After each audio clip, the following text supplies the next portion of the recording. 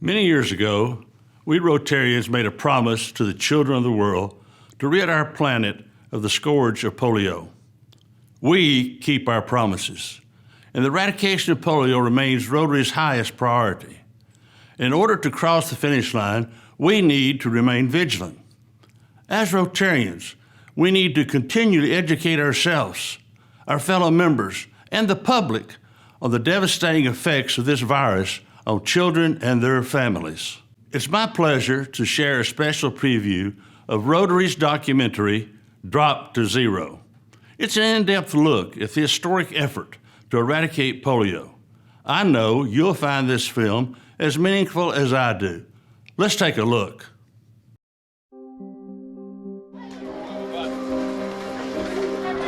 हुआ सबसे ज़्यादा दुख हुआ कि आज हमारे भी दोनों पैर होते तो हम भी कुछ दुख ज़्यादातर हुआ.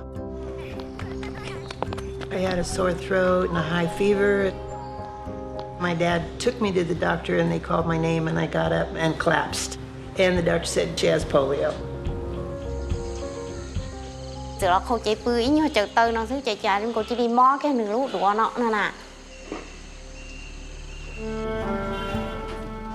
Polio has preyed on humanity for thousands of years, moving around the world from person to person in an unbroken chain of infection.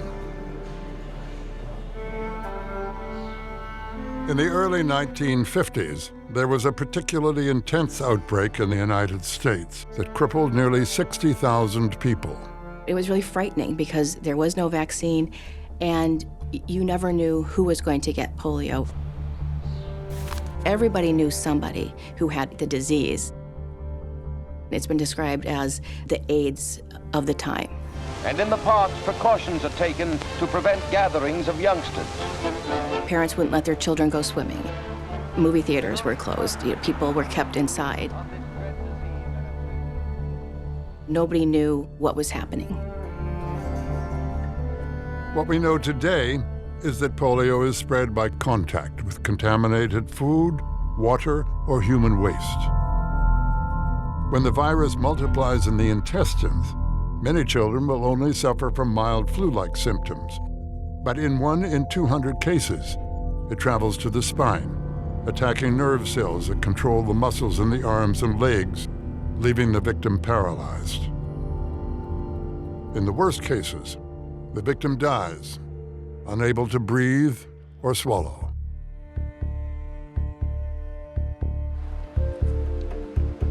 In 1954, at the height of the epidemic, Dr. Jonas Salk tested an injectable vaccine, which offered a first ray of hope.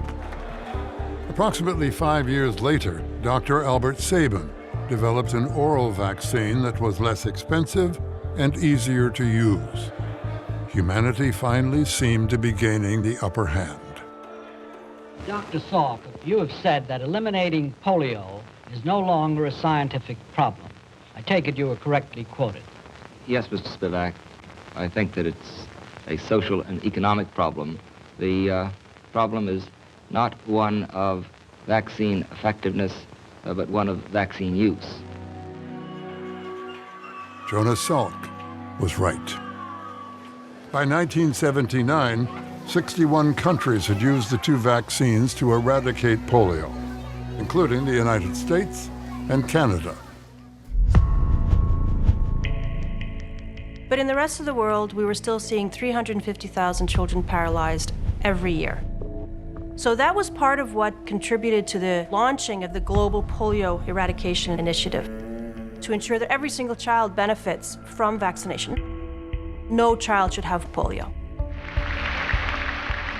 We come to this hour grateful for the achievements of the past. The drive for global eradication came from a most unlikely source. Rotary International, a group of business and professional leaders dedicated to public service, was looking for a global project to celebrate its 75th anniversary. Smallpox had been eradicated just 1 year before, so we decided to take on polio. It seemed like an impossible dream. When we first approached the World Health Organization about working with us to eradicate polio, they felt that we were amateurs, we didn't know what we were talking about, that we really didn't have anything to bring to the table.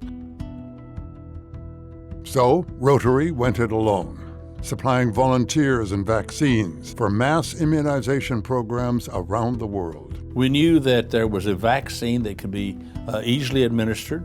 It could be done by non-professional individuals by just putting 2 little drops into the child's mouth. From Brazil to El Salvador, from Indonesia to the Ivory Coast. These initial campaigns were remarkably successful. In 1979, we did a huge vaccination program in Philippines, 6 million children, and we found it worked.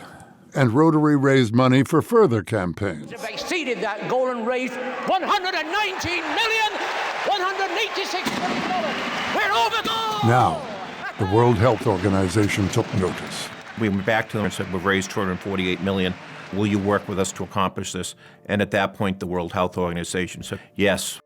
The fact that a volunteer organization can persuade public and private people to join us in this manner, I think, says a great deal for mankind that it can be done. In 1988, the World Health Organization launched a public-private partnership called the Global Polio Eradication Initiative, officially adopting Rotary's dream.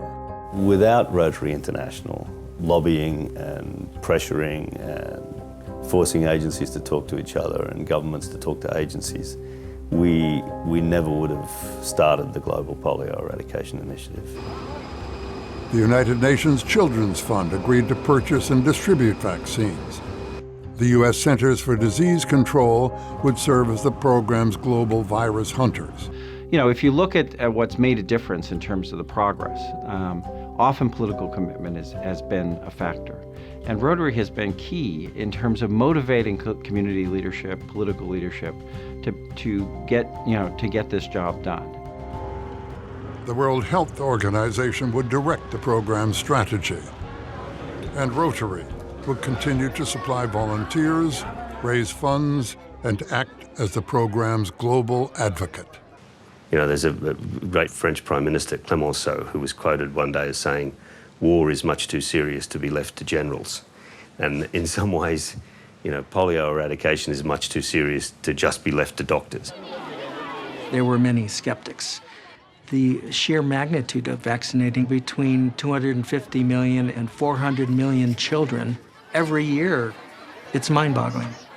It's the largest global health initiative in history, involving more people on the planet than any other initiative. When the program started in 1988, the goal was to eradicate polio by the year 2000. Although the program missed its original deadline, the number of infected countries dropped from 125 to 9. India saw its last case of polio in 2011. This victory was the result of millions of vaccinators, health workers, and social mobilizers working in towns and villages all across India to immunize more than 170 million children each year. It was a huge moment. It demonstrated what the country was capable of doing and what the polio program was capable of doing. It reinvigorated the whole program. After India, the remaining countries said, we can do it too. There are huge logistical challenges in getting effective vaccines to children in the highest risk and most difficult areas with a vaccine that you're keeping in a closed, cold container. Ice bags, when the exporting vaccine, they should be LGS. But you break frozen buffer, which one be a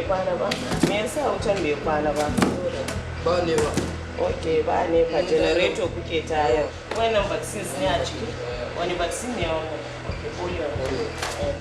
The polio oral vaccine is heat sensitive. If you leave it out in the sun or you leave it in high temperatures, it becomes inactivated because it's a live virus. So it has to be kept under 8 degrees centigrade in general storage and preferably frozen. To provide vaccine to remote areas, the polio program has built a globe-spanning network called a cold chain, which keeps the vaccine from spoiling. The cold chain begins with private sector drug companies that supply billions of doses of vaccine to UNICEF, which stockpiles, manages, and transports the vaccine to polio programs around the world. It's very, very difficult at the best of times to be able to reach people consistently every month with a viable vaccine that you've kept at the right temperature and get to every household and reach every child, let alone in areas of civil crisis. This has brought to the fore our need to ensure that we do not become complacent, because this is what the virus does. It surprises you.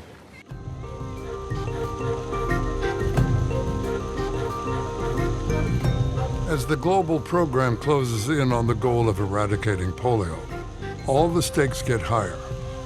They'll say, we made a promise to the children of the world, and we haven't delivered yet, and we won't stop until we do.